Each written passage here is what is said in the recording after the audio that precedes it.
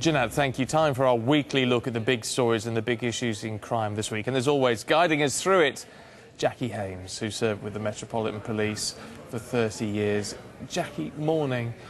Every week we spend a lot of time focusing on missing people, don't we? We're looking at three in particular. But I guess it's important around Christmas to give this extra momentum in the sense that this is a time when people really feel it when someone is missing from their family. Totally. Those empty bedrooms take on even more significance, and also it's a time of tension as well in families. You know, if somebody is feeling vulnerable and unable to cope at home, it's a time that can spark off that feeling that they perhaps want to leave their lives and go off and start again somewhere new. There is a campaign going by missing people called #HomeForChristmas to try and highlight this issue, to get people to think about, can I go home and reconnect with my family again? OK, I know we've got a bit of a clip from that campaign. Let's just have a listen in. My son Lee was only 15 years of age when he was on his way home from Sutton to a house in Cheam, but he never returned, and that was in 1988 on September the 10th. My son Quentin went missing in 1992 when he was nearly 19 years old. He just walked away from home after school one afternoon, and he's never been seen or heard of since. My husband Tim went missing in July 2012. The last time I actually saw him, he was sleeping in bed, and I got up to get ready. While I was in the bathroom, I heard the car go, and I haven't seen him since that day. 250,000 people every year go missing in the UK, Jackie. That is a terrifying figure, actually. I mean, I wasn't aware it was that high. It's huge, isn't it? But a huge number of those, something like 90%, do go home, reconnect with their lives quite quickly afterwards. But that still leaves a huge number, and certainly something like 140,000 of those are under 18. Which is extremely worrying because they are so vulnerable and able to sort of be drawn into, you know, some terrible things, as we've heard in the news recently. So it's so important that we focus on them and look at the stories behind them and keep looking for them.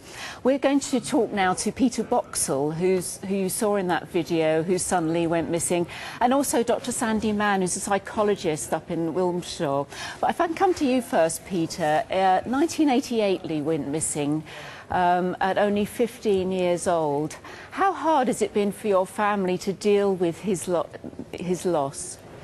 Well, it's been 26 years and it's been incredibly difficult for us, but we've had immense support from the Missing People charity. They've done wonders for us. They're always there at the end of the telephone line to talk to us and to give us immense support and raise lots of publicity to help us in our search for Lee.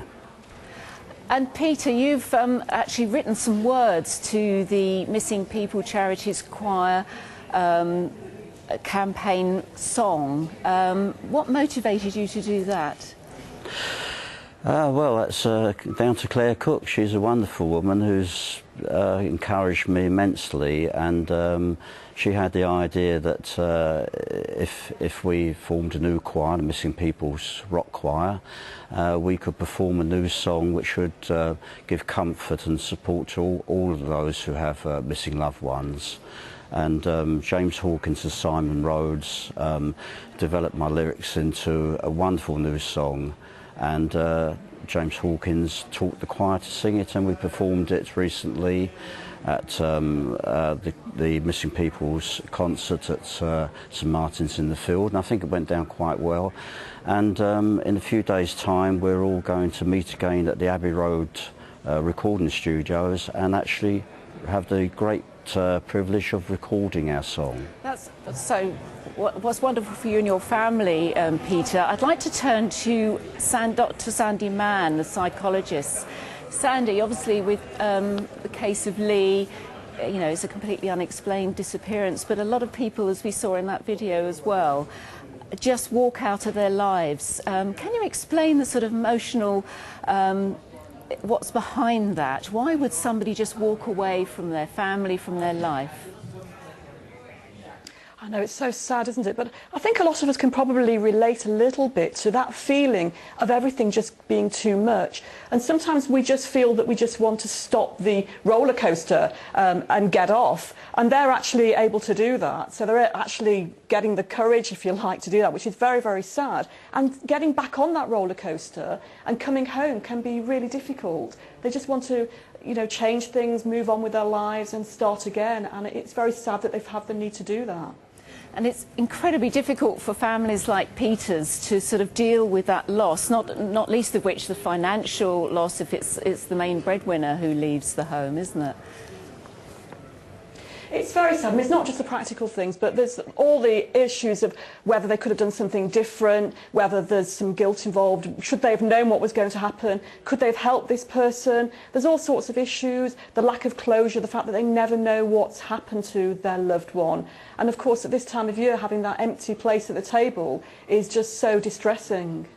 And what about those who've been away for a while but perhaps do want to reconnect, do want to get back in touch with their family, just don't know how to do it, don't know what to do, and it's just, you know, seems like a huge step to try and go back?